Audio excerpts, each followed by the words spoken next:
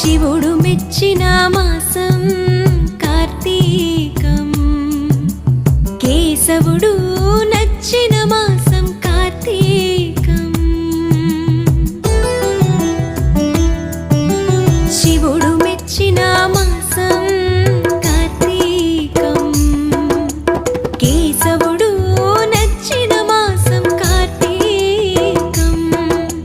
హరిహర ఏకోన్ముఖ మాసం కార్తీకం, ప్రకృతి పరవశించిన మాసం కార్తీకం.